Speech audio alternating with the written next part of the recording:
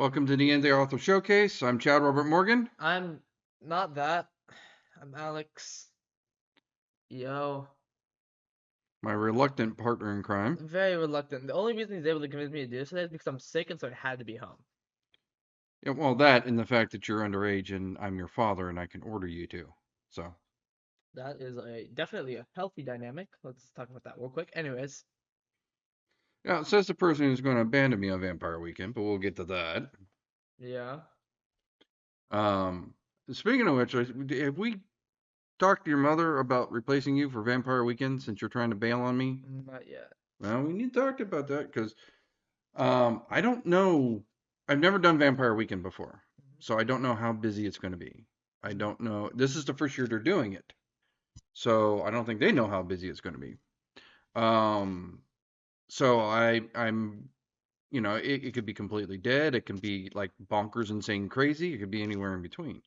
I know it's going to be in the Burbank Convention Center, which is a fairly small venue. I mean, it's not the smallest venue I've seen, but I mean, it's reason why Monsterpalooza moved to Pasadena. They started in Burbank and they outgrew the convention center. So, Son of Monsterpalooza will be at Burbank. So, anyway, point being, I don't know how big this is going to be, so I don't know how crazy it is, but I think we're going to kind of keep our presence a little on the small side, um, and kind of vet the thing without, we're not going to go all out like we're going to go Monster Palooza. I think we're going to treat it more like we're going to do with WonderCon, for example. We're just going to bring the books. We're going to treat it like a table, as opposed to a full-on booth experience. Um, just to kind of vet the thing a little bit. But anyway, we're kind of getting a little ahead of ourselves here. Before I start talking about conventions and our book of the week, um, something that came to my attention was we're at the end of Black History Month, and we've done nothing for Black History Month. So I thought one thing that we could do to celebrate Black History Month and also keep in theme with the show of supporting indie authors is talk about the Black indie authors that we have discussed on the show so far. Woo, woo, woo. Sorry, let's go, white boy, go. Sorry. Um, You've earned a title of, you know, less less racist than the average white man. I do try. I don't. You don't succeed all the time, but you're trying your best. I'd say, Well, it's like the song goes, everyone's a little bit racist. um, um, Everyone's a little bit I don't think that's something racist. you want to It's say. I don't think true. that's something you want to sing as a white man. It goes down easier when you sing it as a bunch of Muppets. So, granted. I think Um, he's justifying his racism now. no, there's actually a Broadway show called Avenue Q, Mm-hmm. and the basic plot is Sesame Street, but with a dose of real life. Wait, hold on. You sing that as a white guy. It's not a good look for you, buddy. It's It never is. That's all no, right. not at all. It's a really bad look for you, actually. Second off, Is any look I have good? no, they're Then terrible. I don't They're have all anything to so lose. bad. Then I don't have anything to lose. Um, Anyways. but that's one of my two favorite songs on Avenue Q. That and The Internet is for Porn. So anyway, Why do I do this with you, dog? Avenue Q is funny as hell, man. I actually somebody had a bootleg of it on YouTube, and I What? finally got to watch the Why whole do I thing. do this with you? Why do I choose? Fun. You I don't don't. even choose. I I was don't gonna want say to you do don't this. choose. I force you to. He's not even joking about this one either. This one's just a serious fact. Well, I have been shopping around for a replacement. So when we started the podcast, I asked you if you thought it was a good idea, and you said it was a good idea. And I said, this is a commitment, right? We're not going to do like 3 podcasts, tell everybody we have a podcast, and then go, nope, this isn't working, and kill it, right? You either do this or you don't. Consistency is important. Um, and after about 3 or 4 podcasts, you're like, oh, no, don't want to do this anymore. And I'm like, well, too bad you made a commitment. Well, here's the story of why.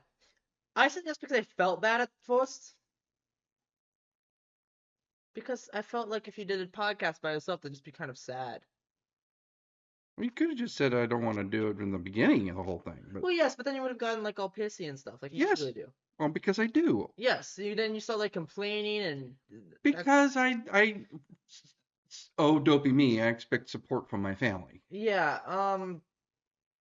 And then what is it? See, I don't succeed because of my family. I succeed in spite of them. So, Anyways, um, Black indie authors. Anyway, yeah, I don't. I'm supposed to do this. Please get me out of this. yes. Well, any viewers or indie authors that would like to, uh, sit in for my son either on a temporary or permanent basis, please let me know. Because I know I figured even if you did want to do it, which I know you are getting more and more reluctant to do this kind of thing, because you're 17 and what you want to do right now is go do smoochy face with your girlfriend. Yeah, pretty much. Um, to be honest, I don't blame you. When I was 17, that's all I wanted to do was go smoochy face. Um, so yeah, I've been there.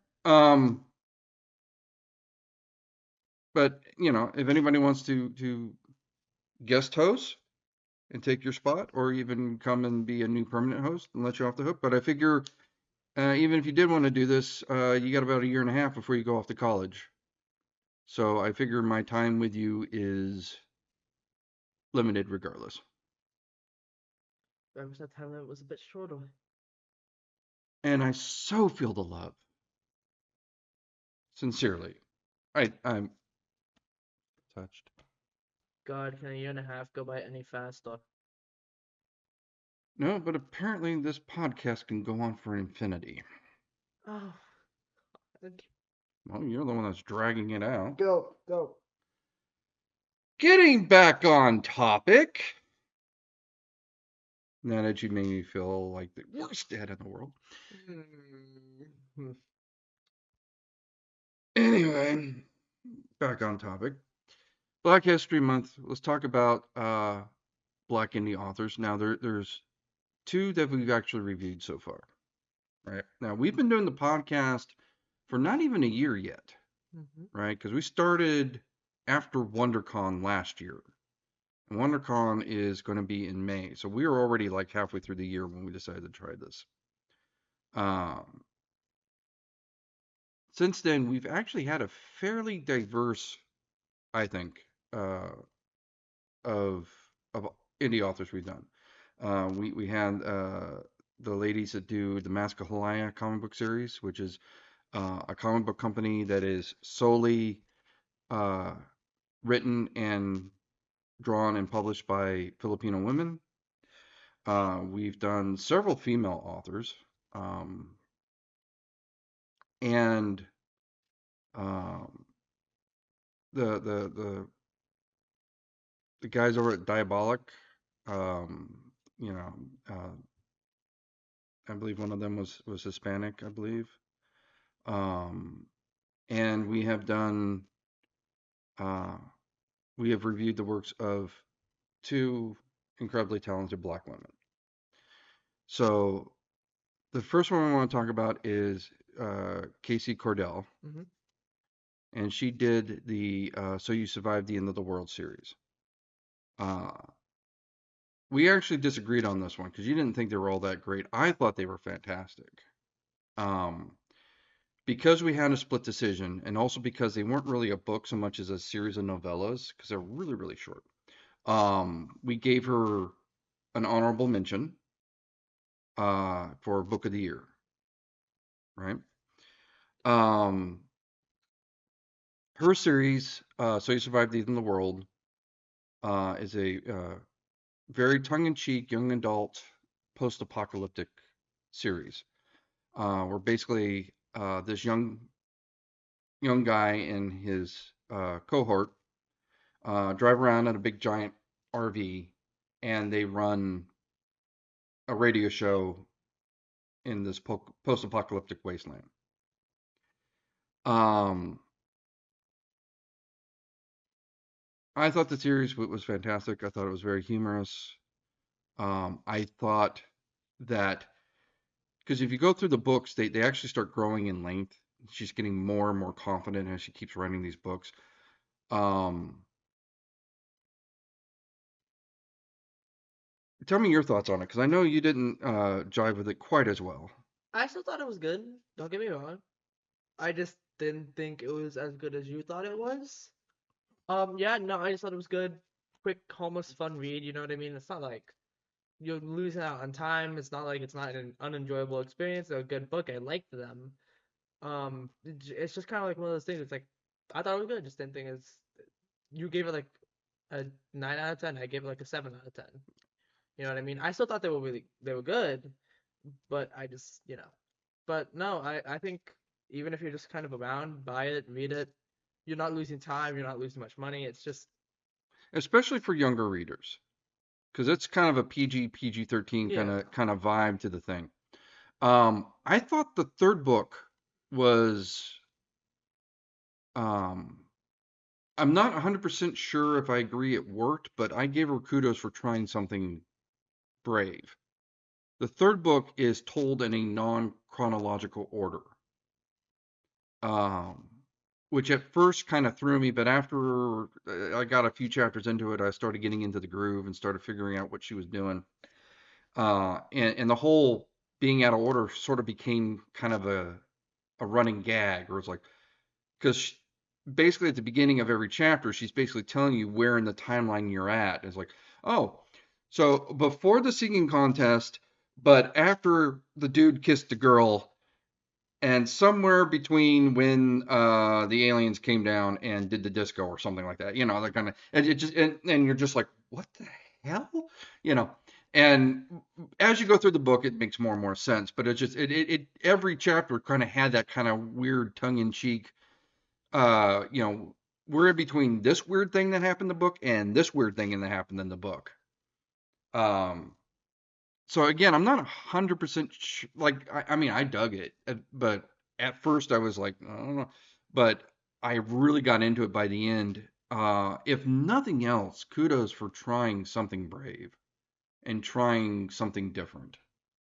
Um, I know, like with my current book, Fear, um, I'm still, even though I'm working on the final draft, I'm still working on trying to juggle a series of events that are basically happening to multiple people around the same time and trying to maintain that continuity and have it make sense.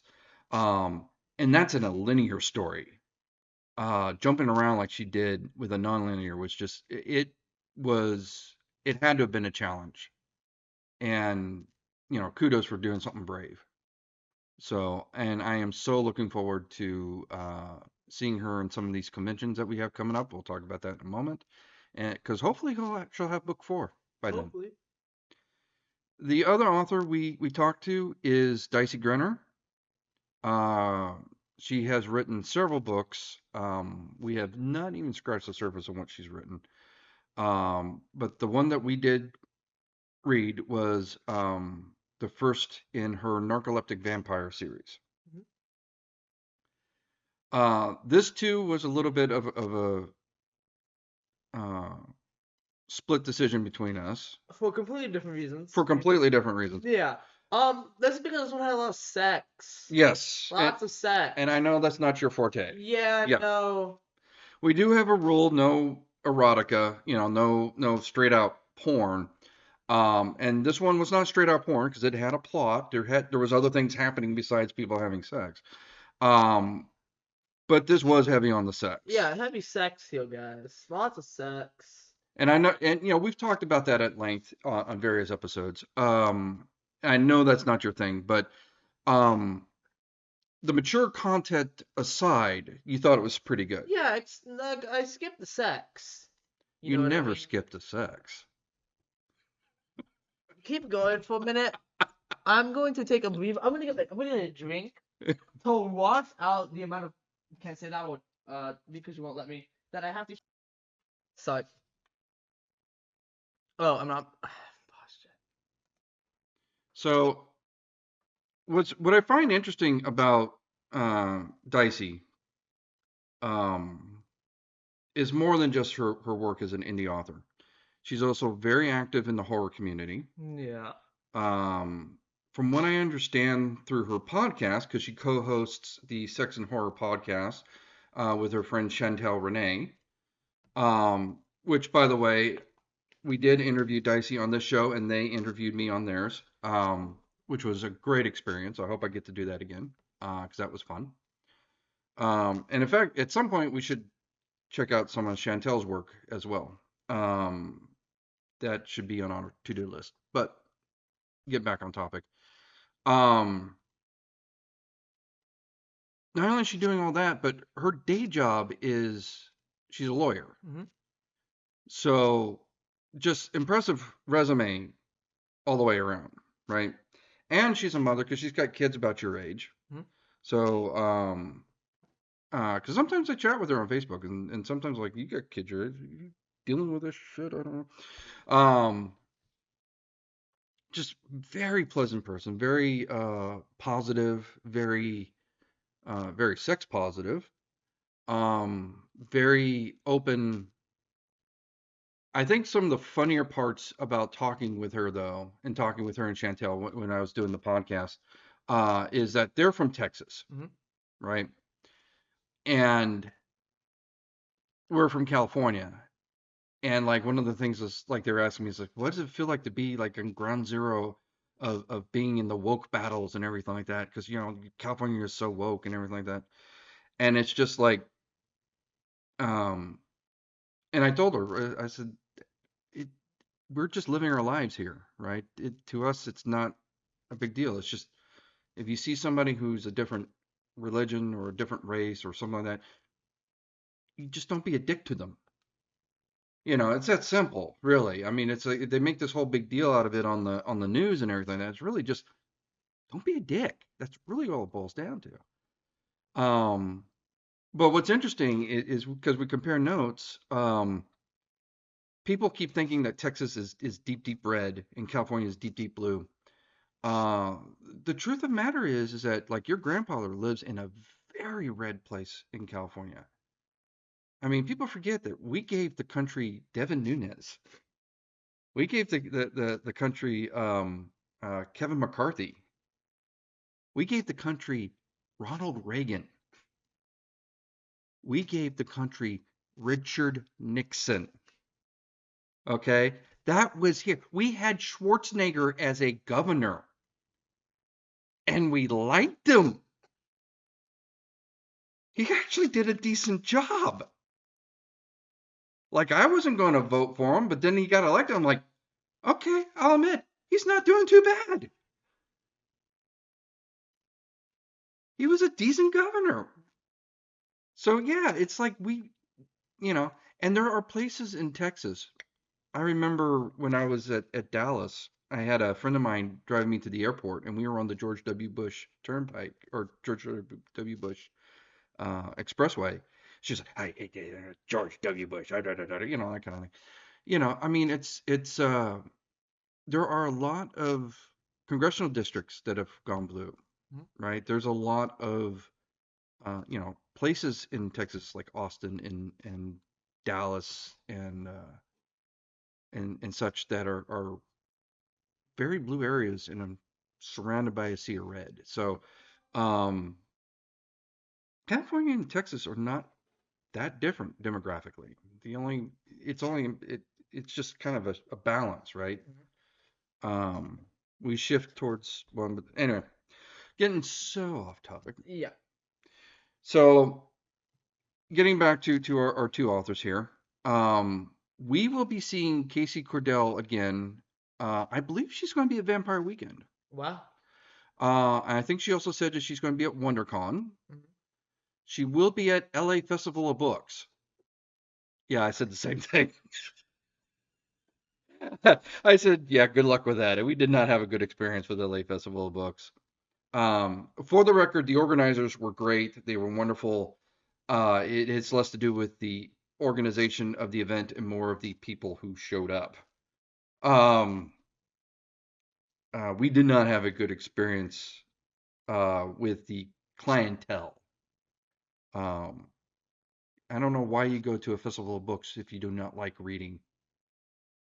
We got a lot of that. Yeah. I mean, it was also kind of hard to sell books when, on one hand, we had, I think to our left were people who were giving their books away, and to our right, our immediate right, that was empty, and to the right after that was the Latter-day Saints, which is got to be chasing business away at that point, you know. I mean, it was busy as hell because there would be lines around the corner for people trying to get like Stacey Abrams's book, or Katie Porter's book.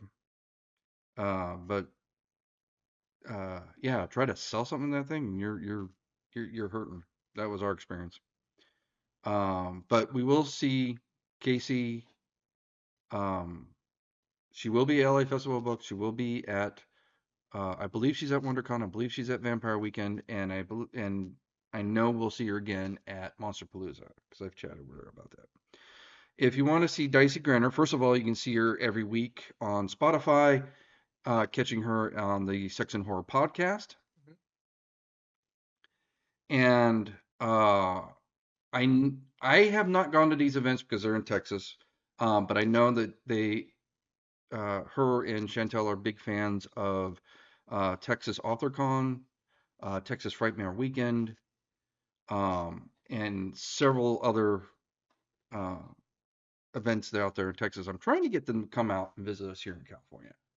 Um, I think that would be a good experience, and I also think that it would be good if they met like our friend Chris, because we have that booth at San Diego Comic Con that is really expensive to maintain, and the more people we can sort of help share that load, the longer we can keep it collectively. Right. So I think that would be a good thing. But that's sort of a hard sell for somebody who is pretty much a stranger to you. I mean, we kind of get that part. So, um, but here's hoping we can move forward on that. But I mean, either way, I think I told her, I said, if you ever come out to California, we'll play tour guide. We'll show her, Griffith Park. We'll show her, um, like where the shuttle is, and um, some of the cool places we'd like to go to, uh, La Brea Tar Pits, that kind of thing.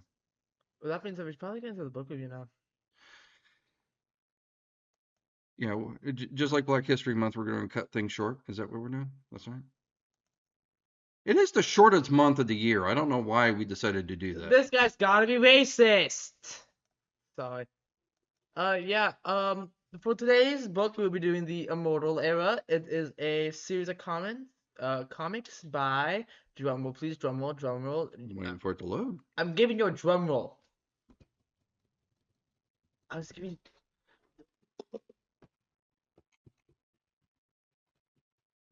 By. Finish Line Comics. Okay, so it's written by Edward Davis, art by Cesar Oliveira. Did I pronounce that right? Probably not. Probably, probably not. And colors by Viviana. Spinelli. Viviana. Viviana Spinelli. There you go. I'm actually gonna go first to this one. My hot takes. You ready for this? Art was pretty good, I'd say. Not like the best we've seen here, but I'd say it was pretty good. I will say one of the things I've been reading recently is I got the G.I. Joe omnibus. Mhm. I got this because I actually have most of those comics somewhere and they've walked off. I don't know where they are. They gotta be in the house somewhere. But I used to have those comics when I was a kid. And so Image, which now has the rights to G.I. Joe and Transformers, they published like the first, like, I think 5 years or something like that, of all the original Marvel G.I. Joe comics. So I've been reading through that in my spare time. And comparing the art to this comic book to the original 80s, because keep in mind, like I said, that those comics are, God, almost 40 years old. Wow. I'm old. Because I was a teenager when I was collecting those things. They're close. They're 35 to 40 years old, somewhere in that neighborhood. Um, Obviously the technology was not where it is today, right? Um, like they used to, you don't see it in comics anymore, but have you ever seen like old comic books where it's like all the different dots and they're kind of overlapping? I forget what that type of um, coloring is called, but they had to do that because they were limited with the number of colors they could actually print with. And so that was a technique that came in to try to um, have shading when they couldn't have the gradients of colors and everything like that. So comparing it to um, those old Marvel comic books, it's like you get a better appreciation just how better comic book art has gotten. And again, this isn't a slam on the artist. It's how the technology has improved. Um, Comics like the Immortal Era, the sharpness of the colors and everything like that is not something that would have happened in the 80s. Um, Story wise, it's an odd mix of sci-fi and horror. Hmm. Not even horror really. It's sci-fi and supernatural. Yeah.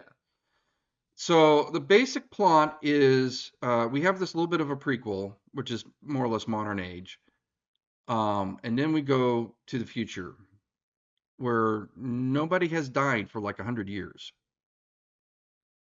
and why is a bit of a mystery, and that's part of what this first comic is. Now what we've had is the first graphic novel, which is a collection of I think the first is it the first 5 or first 10 issues, Don't know. something like that.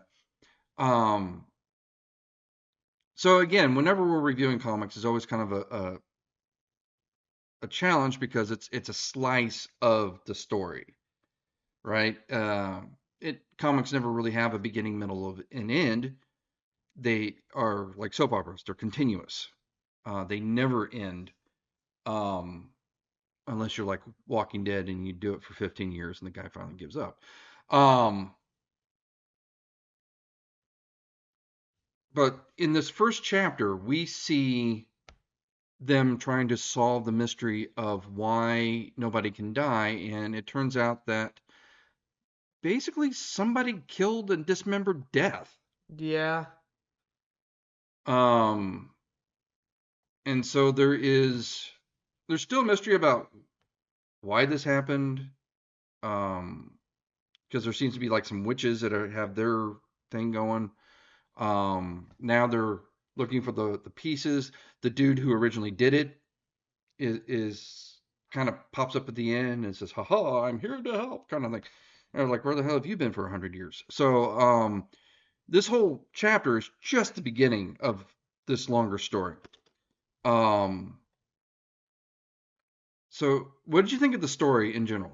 I thought the story was good. There's a lot of unique ideas. I think some of them could have been executed just a little itty bitty bit better. But other than that, I thought it was good. I don't know. I said give it a read. Not like it's gonna hold you or anything. Yeah, I would agree with that. It did seem like we couldn't go 5 pages without hitting a flashback. Yeah. Um, so yeah, and again, keep in mind this is the first um, chapter of this larger story. So it does have to do a lot of heavy lifting. But yeah, I agree. Strong story, strong concept, um, strong art.